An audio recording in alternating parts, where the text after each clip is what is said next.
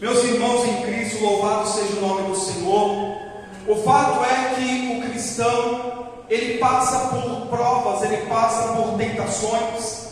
Ninguém está ileso de passar por provas neste mundo.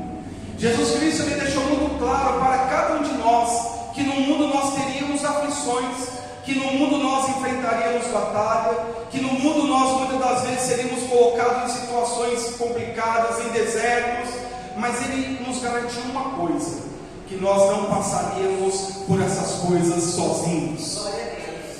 Você andava sozinho, você andava sozinha, hoje não mais. Hoje, quando você acorda, Deus já está contigo. Hoje, durante o seu dia, Deus está contigo. No seu dormir, no seu acordar, no seu sonhar, Deus está contigo. Muitos dizem assim, mas olha, eu também estou com Deus, Deus está comigo. Não é assim? A maioria das pessoas, elas confabulam e elas afirmam isso daí. Eu estou com Deus, Deus está comigo. Muitas das vezes está vivendo no pecado, muitas das vezes está vivendo na desobediência, mas é clara, Deus está comigo.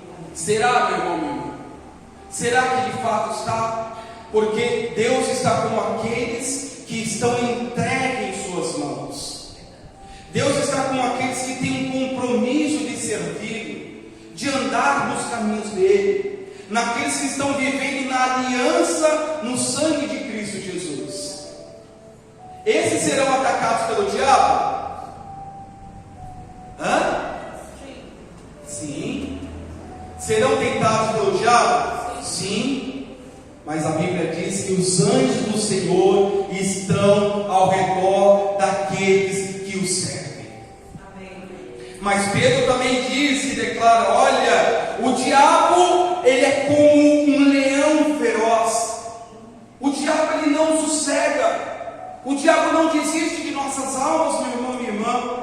Para nós que temos um compromisso com Deus, nós somos o alvo de Satanás. E Pedro declara que o diabo, ele é como um leão que anda em derredor, fugindo e buscando uma presa que possa devorar. Então, se eu e você não estamos ilesos de sermos tentados, de passarmos por lutas e provas, como resistir a tudo que nos sobrevém? Somente pelo Espírito Santo de Deus. E Tiago também declara que ninguém é tentado além daquilo que possa suportar. Deus não seria injusto de deixar um filho seu ser tentado além das suas forças.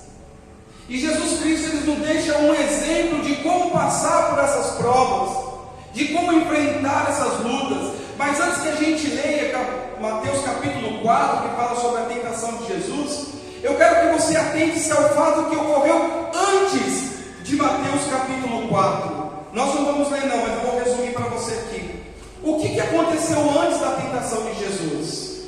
A Bíblia diz que Jesus foi batizado pelo Espírito Santo. Amém. O que nos faz vencer a tentação? Por favor, repita: o Espírito Santo de Deus. Jesus precisava receber o Espírito Santo, ele era o próprio Deus, mas ele nos deixou um exemplo. Ele nos deixou o exemplo a ser seguido. Tanto que quando ele chega a João Batista e diz: João, eu vim para você me batizar. Ele fala: Senhor, eu que preciso de ti, tu vens a mim? Aí Jesus diz o que para João? Deixa, porque agora é necessário que seja dessa forma. E a Bíblia diz que Jesus, ao sair das águas, eis que veio em forma corpórea sobre ele uma pomba representando o Espírito Santo de Deus, e pousou sobre a vida dele. Amém. E não só isso, abriu-se o céu e ouviu-se uma voz dizendo: esse é o meu filho amado, em quem me compraz. Deus tem que olhar para mim e para ti, tem que dizer: essa é minha filha amada, em quem eu tenho prazer. Está no serviço, está me honrando. Está em casa, está me honrando. Me honra em todo lugar, em todo momento. Onde vai, honra o meu nome. Essa é minha filha amada,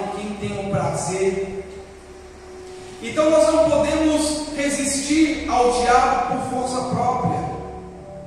Em mim e em ti não há força suficiente para resistirmos ao diabo por nossa conta. Por isso vem o Espírito Santo que nos dá condições de vencermos.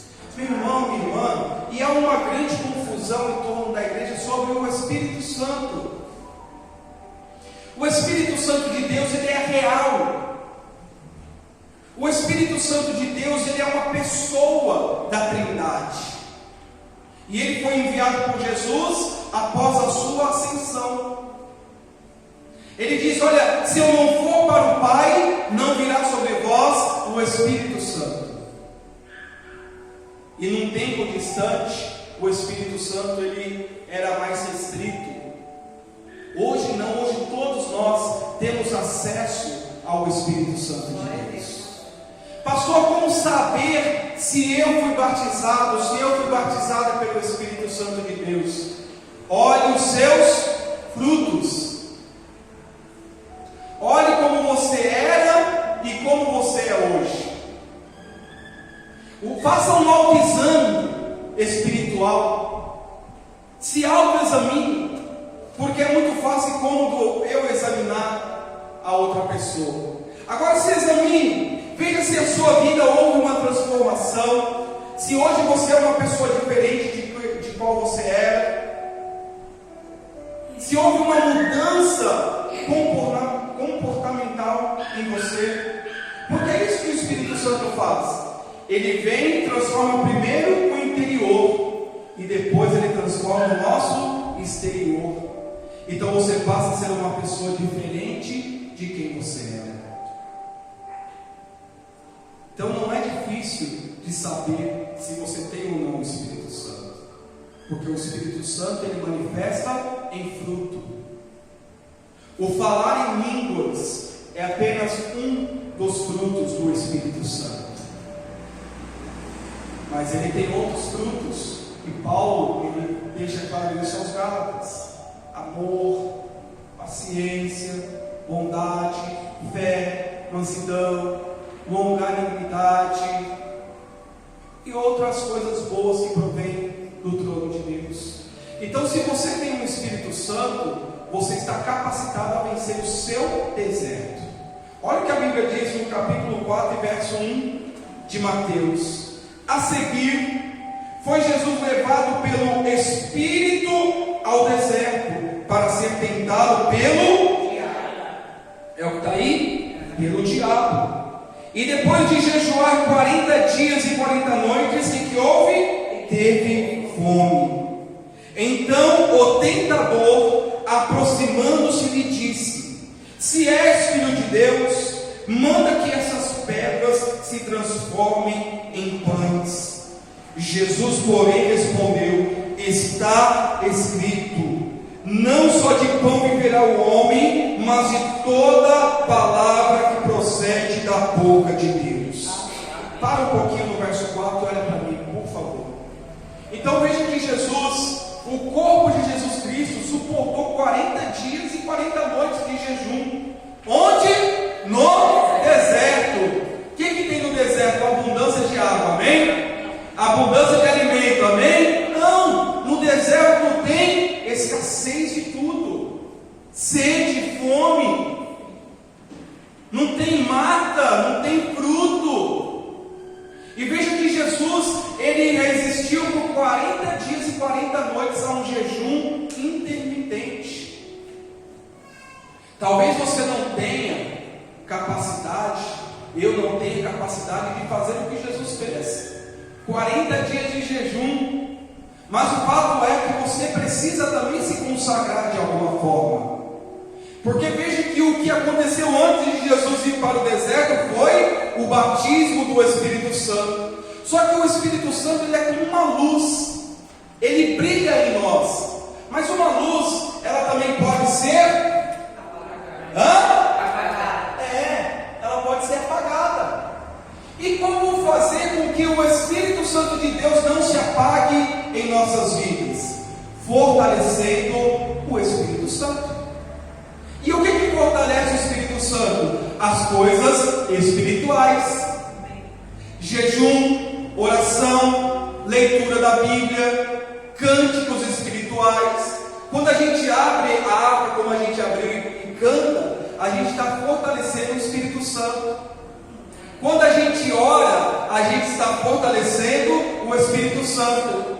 Você já teve algumas situações que eu vou falar aqui? Vocês confirmam para mim se sim ou não. Sabe aquela época que você teve dificuldade de orar, de jejuar, de ler a Bíblia? Não foi a época que você se sentiu mais vulnerável espiritualmente? Mais triste espiritualmente? Fala assim com a mão, quem já passou por isso? Seja sincero. Não é verdade? Todos nós, igreja, eu me coloco entre esses também.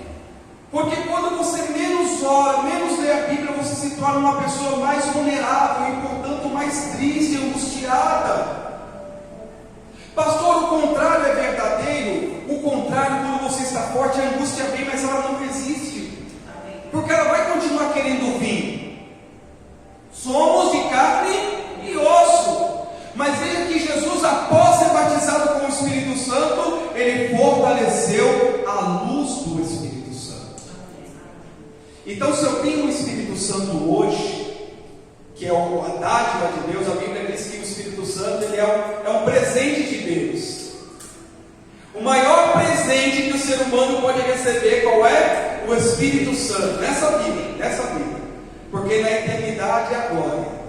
O maior presente de Deus para a humanidade nessa vida, por favor, diga comigo, é o Espírito Santo de Deus. Isso é o que você mais tem que almejar na sua vida. As outras coisas são a mais. Então o que Jesus fez? Ele fortaleceu o Espírito Santo.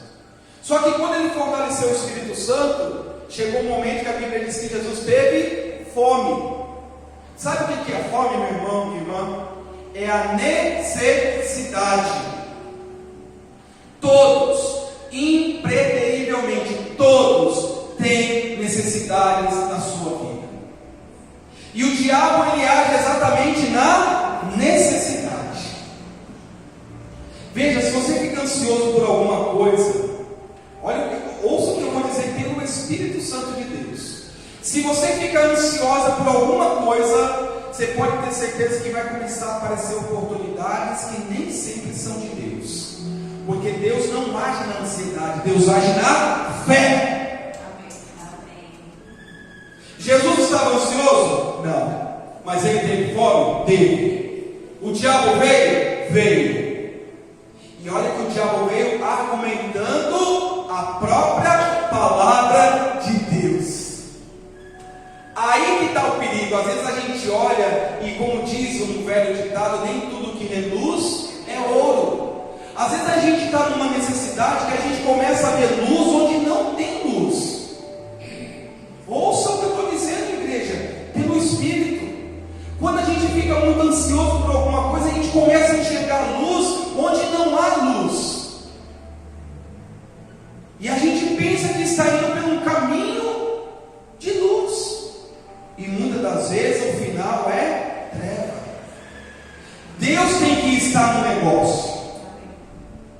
Veja que Satanás falou: olha, se tu és Deus, se tu és Jesus, Filho de Deus, então faça com que essas pedras se transformem em pães.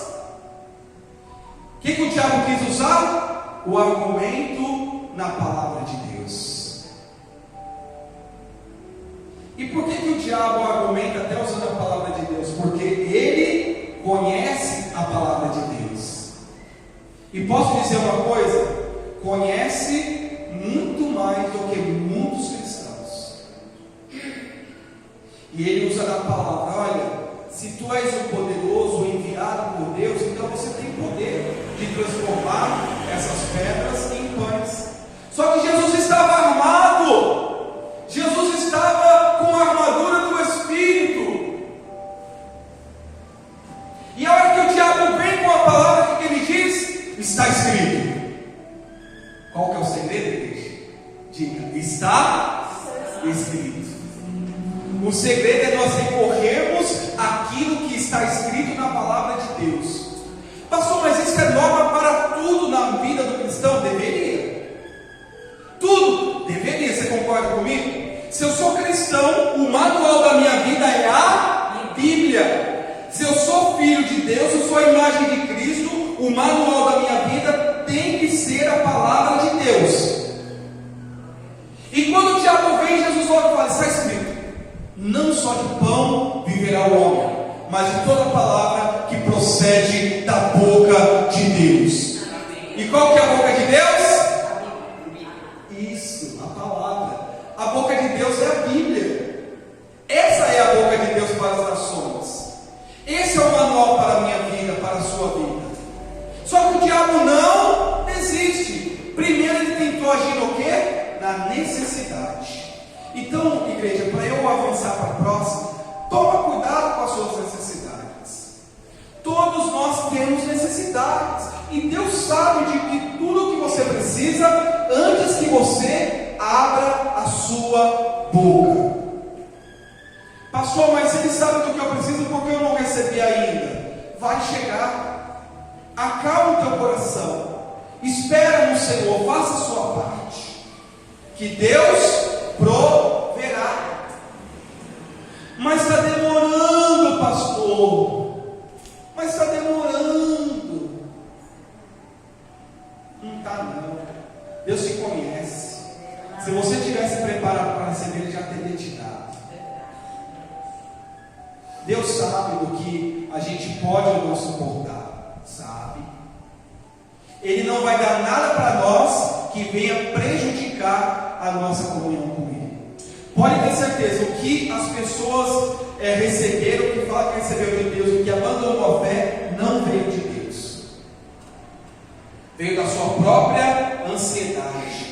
Porque o que Deus dá, a Bíblia diz que as bênçãos do Senhor enriquece e com ela não traz desgosto. O que Deus dá não traz desgosto. Tudo que Deus dá traz gosto, alegria. Complementa a sua vida com Ele, porque tudo isso são complementos. Ele é a raiz da nossa alegria, Ele é a fonte da nossa salvação. Então, primeiro o diabo agiu na necessidade de Cristo. No verso 5 diz assim: então o diabo o levou à cidade santa, Jerusalém, colocou-o sobre o pináculo do templo e lhe disse: se és, de novo, com a dúvida, se és filho de Deus, atira-te abaixo, porque está escrito: aos seus anjos ordenará a teu respeito que te guardem, e eles te susterão nas suas mãos, para não tropeçares em alguma pedra.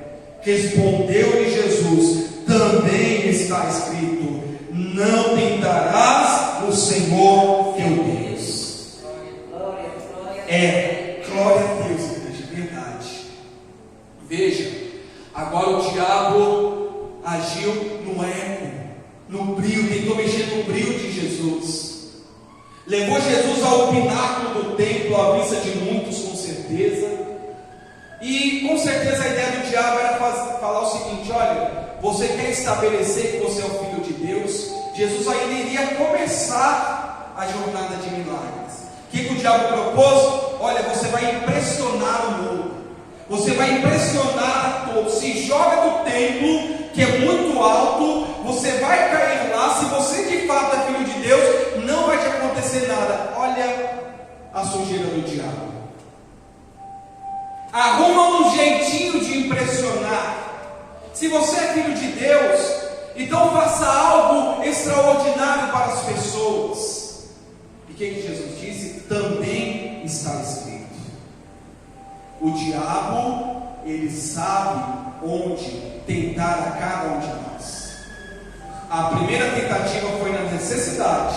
A segunda, ele tentou mexer no brilho de Jesus, no orgulho. E quantos, quando ferem seu orgulho, fazem coisas que não são condizentes com a palavra de Deus? Quem conhece gente assim? E temos que tomar cuidado, porque se nós somos filhos de Deus, nós temos que provar para ninguém que somos filhos de Deus. Se Deus me conhece, por que eu preciso provar para o outro que eu sou filho de Deus? As minhas credenciais, elas vêm do dos céus, não vem do homem. E olha o que o diabo propôs: se joga. E Jesus disse: também está escrito: não tentarás o Senhor teu Deus. Mas não foi convincente? Aos teus anjos dará ordem que te guarde, para que não tropeces, para que não se fira. Por isso, meu irmão, minha irmã, que a gente tem que analisar a palavra de Deus, porque muitos usam a palavra de Deus ao seu bel prazer, descaracterizam a palavra de Deus. É fácil pegar um versículo isolado e criar um factoide em cima daquilo. E quantos estão sendo convencidos por palavras de engano?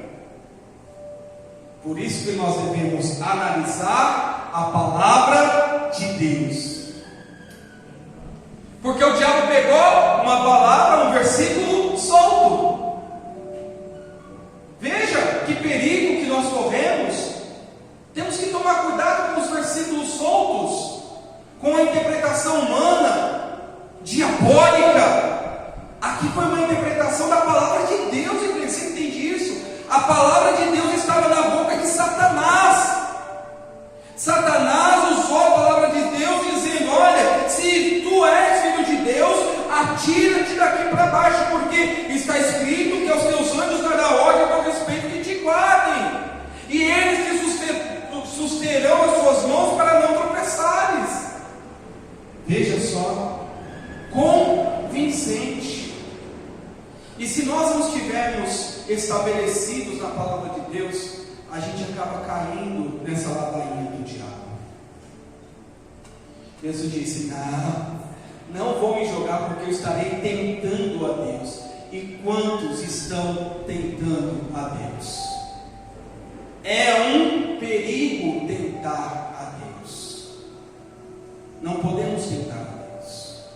E aí ele continua dizendo no 8: levou ainda o diabo a um monte muito alto, mostrou-lhe todos os reinos do mundo e a glória deles, e lhe disse: tudo isto te darei, se prostrado me adorares.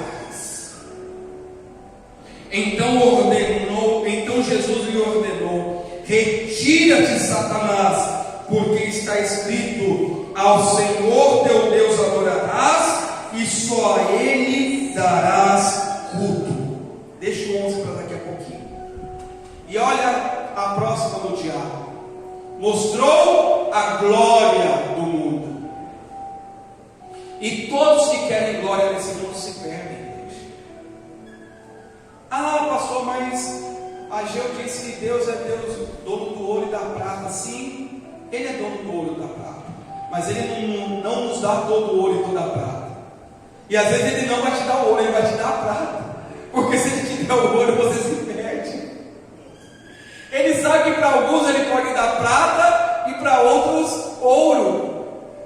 Repito, Deus sabe e conhece a estrutura de cada um de nós.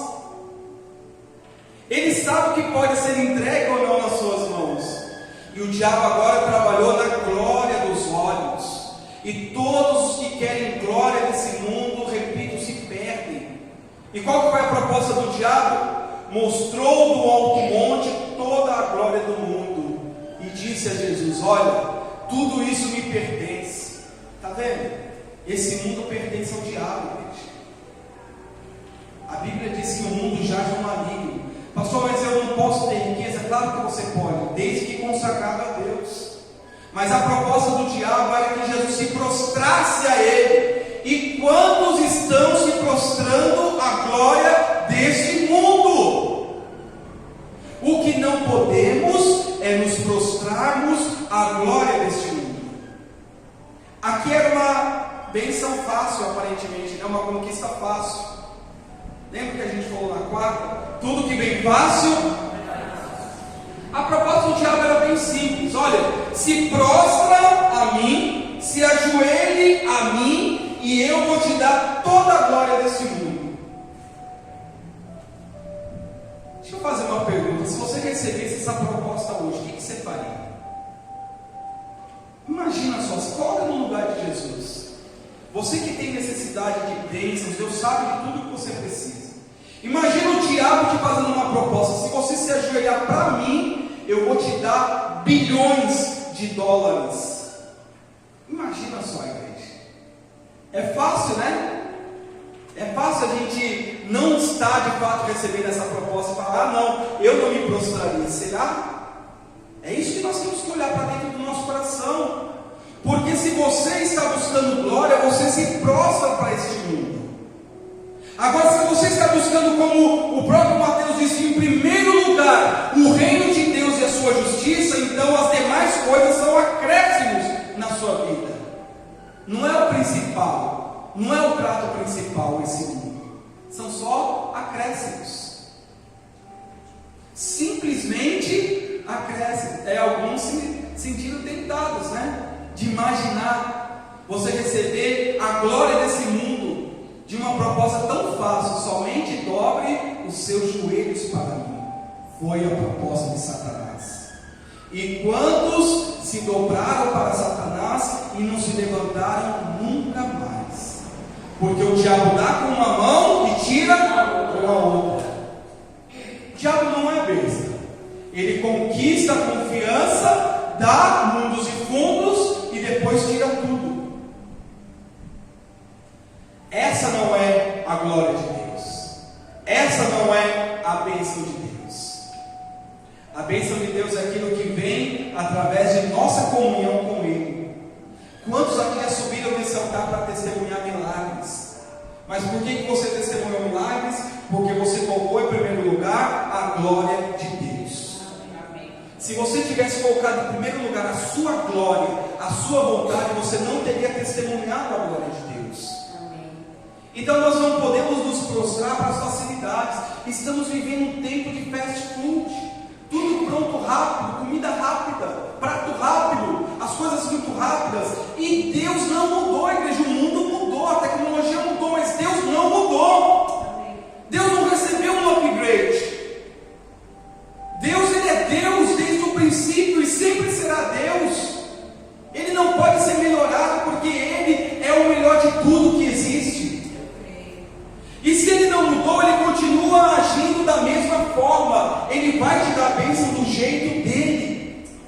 Não se prostre a este mundo, às facilidades deste mundo. Porque a hora que a tua bênção chegar, você vai ter certeza que foi Deus que te deu. E vai chegar, igreja. Vai chegar em nome de Jesus. Se é para a glória de Deus, vai chegar. Pastor, mas como? Não sei, Deus vai preparar.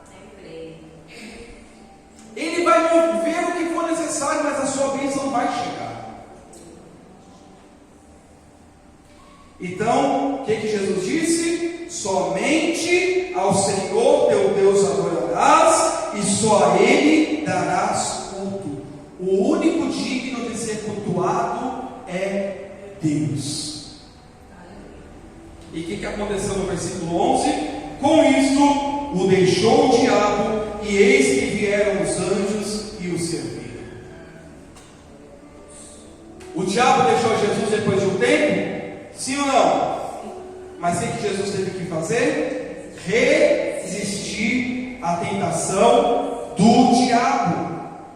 Então não se estranhe, não fique, minha irmã, não fique, poxa, mas por que eu sou tentado? A tentação faz parte da vida do cristão.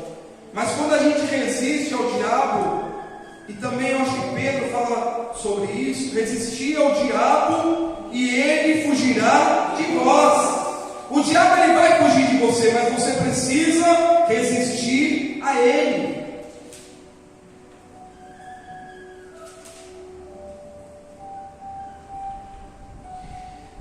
Olha como Lucas escreve o final dessa mesma passagem. Passadas que foram as tentações de toda sorte, apartou-se dele o diabo até momento oportuno. O diabo é um oportunista. Ele fica de olho. Se você estiver, ansiosa por alguma coisa, pode ter certeza que ele vai querer buscar uma oportunidade para fazer você cair em tentação.